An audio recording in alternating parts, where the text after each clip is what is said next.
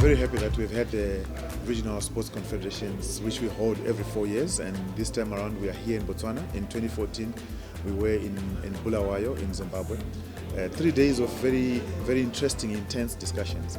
Day one, of course, we started with the foundation issues, where we looked at the background of the region, the strategic plan, and where it goes, what are the focus areas for the region. And then after that, we went into a throwback session. We called it the throwback session, where we were looking at what were the resolutions that were held in 2014 in Zimbabwe, how much progress did we make around those resolutions, and what do we do about those resolutions. We realized that there's need also to carry through some of the resolutions that we had not carried out. After that, we went into a session with the governments, where we were looking into, is sport really a priority for governments? What is the government's perception around sport? And thereafter, we had the opening ceremony by the Honorable Minister of Youth Empowerment, Sport and Culture Development in Botswana. I take you to Norway very briefly, where we discussed safe sport. We looked at drugs, we discussed bullying, we discussed inappropriate approaches to athletes. We discussed match fixing. I had no idea how vulnerable Africa was, and we need to step up our game. Ladies and gentlemen, I challenge Region 5, I challenge you to step up on this one.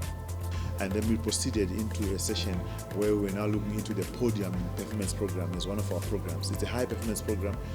What is the role of our key stakeholders? And here we looked at the Confederation of Schools Sports, the Olympic movement, the Confederations themselves. What is their role in playing the high performance programs that we do have? We also then had some case studies from some of our countries. We had a case from Zambia and a case from Zimbabwe on how they are running the Podium Performance Program. That wrapped up our day one. Day two, we started by looking at the political side of sport from an African continent point of view, with a panel discussion which had the chairman of the region, Dr. Vey, talking to us about the AU sport programs, the future. Where are we today and where are we seeing the continent going? You as a father or as a mother, you see a guy is a national hero, the next day you see him collecting food from the garbage truck. Will you encourage your son or your daughter to participate in sports? And I think in that process, we are killing potential athletes with potential to become national heroes or professional athletes. So what are we doing to protect them? I am suggesting that I think we should take a resolution that if any athlete sign a professional contract, we have to change our national sports policy. We have to change our National Sports Act, that if any athlete signs a professional contract, a certain percentage of that money should be taken and put like in an insurance company, like a pension fund. And when they go on retirement, they reach a certain age, then they can access that. In there was also the president of the Olympic movement, the Confederation of Southern Africa National Olympic Committees, Re Kositsele, who was looking into the future of the Olympic movement in sport. And the CEO of the region, I had to make a presentation on the region's future. Where do we see the region in the new millennium? Before we then had discussions after that plenary session. And after that session, then we moved into a session where we were now looking into the programs of the region themselves. What are the programs of the region, and what role do all the confederations play in driving these programs going forward? And we also then looked into how do we ensure that these programs are aligned so that everybody else can feel that we are not wasting resources, we are not competing, but we are complementing each other. The session then led us to what we called the ethics session.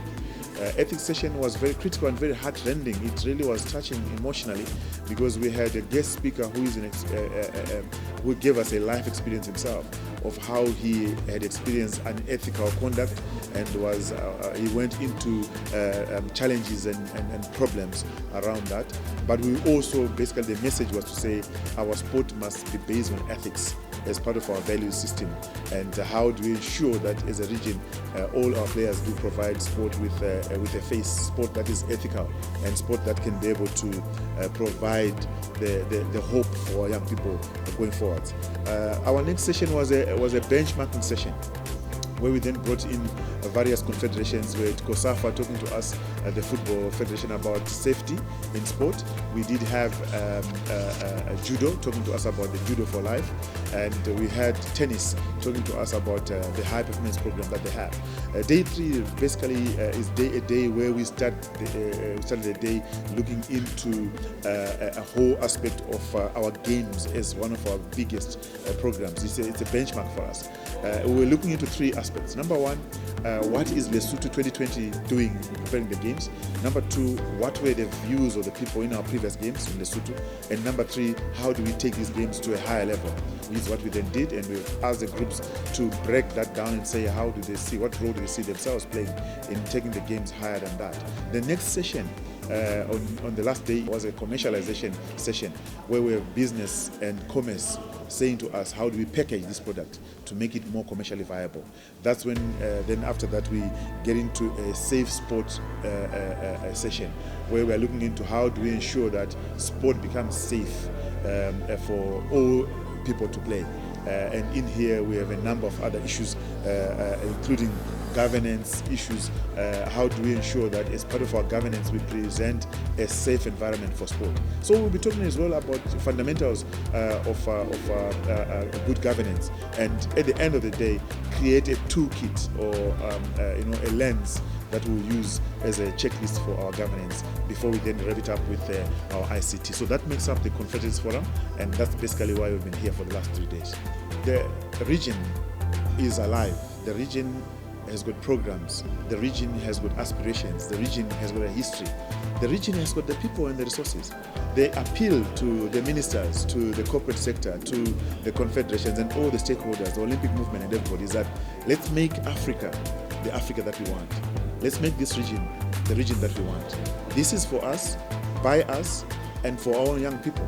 The generation of young people that we have today is looking up to us, and we need to commit our faculties to ensuring that we create a home for our young people for tomorrow. We need a goodwill from our politicians. We need resources and harnessing of our collaborations between our confederations to ensure that the international world looks at us not as a subservient people that comply to certain standards, but people that set our own standards that we want to create, to define our future and make what our region is supposed to be.